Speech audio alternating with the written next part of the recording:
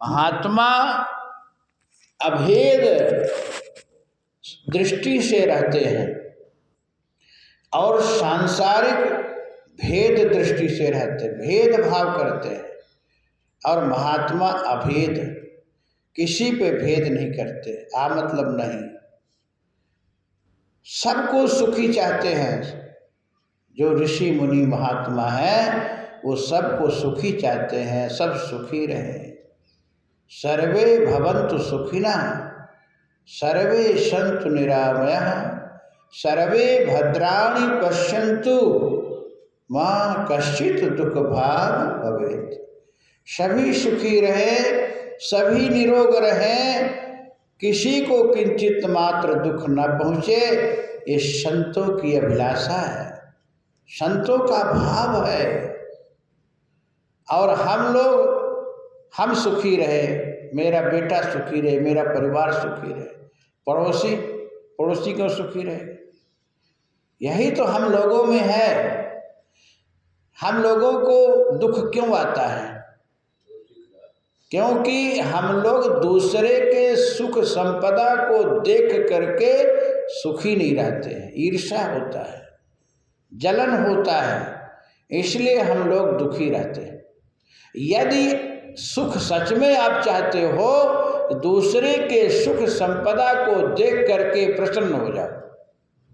गोस्वामी तुलसीदास जी कहते हैं, दूसरे के संपदा को कोई देखता है तो उसको तन जूरी आई, जूरी मतलब बुखार आ गई। देखो, एक पंडित जी थे और वो दूसरे के संपदा को देख के जलते थे, ईश्वर वैभव को देख करके जलते थे। तो उनका नाम लोगों ने बिगाड़ दिया, जलाओ पंडित जी, जलते हैं जलाओ, ईर्ष्या। अरे ऐसे जलने से क्या फायदा? आपको जलना ही है तो दीपक बन करके जलो जो दूसरे को प्रकाश पहुंचे। ऐसे जलने से क्या फायदा? कहते लकड़ी जल कर कोयला हुआ, कोयला जल कर राख, मैं पापी ऐसा जला, कोयला भया न राख। ऐसे जलने से क्या फायदा? पंडित जी अपने घरवाली से कहे कि हमको लोग जलाओ जलाओ कहते हैं। तो बोले पंडितानी कि जलते हो, इसलिए क्यों जलते हो? तो पंडित जी कहे कि मैं किसी के मुखे नहीं दिखाऊंगा। रातों रात समुद्र के पास पहुंच गए और समुद्र में जाकर के तपस्या किए। समुद्र देव कहे, पंडित जी ये शंख मैं दे रहा हूँ, तुम्हारी तपस्या से प्रसन्न हूँ, ये शंख की बड़ी महिमा है, जो आप इस शंखराज से मांगोगे वो आपको बहुत कुछ मिल जाएगा। लेकिन ध्यान रखना, आपके एक गोदाम होगा तो पड़ोसी के 2 गोदाम होगा। अब पंडित जी पड़ोसी के 2 गोदाम काहे को चाहेंगे जी? तपस्या पंडित जी किए और पड़ोसी घर बैठे ऐश करेगा। पंडित जी कहे चलो शंखराज आओ, लेके चल रहे तुमको, लेकिन मांगूंगा नहीं तुमसे कुछ। और पंडित जी लाए शंख को, पंडितानी को दे दिए, बोले मांगना नहीं कुछ इससे। बोले क्यों? बोले इससे मांगोगे एक गोदाम तुम्हारे होगा तो दुगुना पड़ोसी के हो जाएगा। अब बताओ।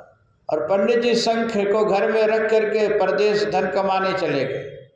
और जब वापस, अब बेचारे पंडितानी से खाने को कुछ है नहीं, गरीबी बेचारी, क्या करे? तो शंख को बेचने चली।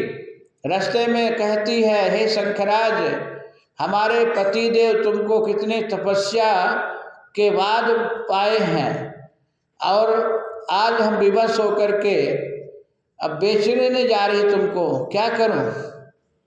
चलो मैं मांग लेती हूँ। वैसे हमारे पंडित जी तो मना किए हैं, लेकिन मांग लेती हूँ। और कही कि हे शंखराज, मेरे एक गोदाम हो जाए। और एक गोदाम हो गया, शंख लेके लौट आई। अब तो पंडित जी परदेश से धन कमा करके आए, देखे कि हमारे तो एक गोदाम, पड़ोसी के 2 गोदाम, पड़ोसी तो खूब फूल फल रहे हैं। पंडित जी ने अपनी घरवाली से कहे, क्यों इस शंख से कुछ मांगी तू? बोले हाँ। बोले क्यों मांगी? मैं मना किया था। बोले मना किए थे, लेकिन क्या करूं, भूखे मरूं। पंडित जी कहे चल कोई बात नहीं। पंडित जी शंकराज से कहे हे शंकराज हमारे कुआं एक हो जाए। तब उसके कुआं हो गए और इधर पड़ोसी के 2 कुआं हो गए। इसके बाद फिर पंडित जी कहे हे शंकराज मेरी एक आंख फूट जाए। अब सोचे कि हमारी एक आंख फूटेगी तो पड़ोसी की 2 फूटेगी और 2 कुआं है तो नए कुआं गिरे, कुआं तो गिरेगा ही। अब बताओ, तो ऐसा ईर्षा द्वेष यही है भेद दृष्टि। हम लोगों को भेद दृष्टि ही दुखदाई है, इसलिए कभी भी भेद दृष्टि ना करें, अभेद दृष्टि में रहे। हम भी खाएं दूसरे भी खाएं, हम भी सुखी रहें और दूसरे भी सुखी रहें। यदि हम सुख चाहते हैं तो किसी की संपदा को देख करके जले ना, ईर्षा ना करें। बोलो राधे राधे।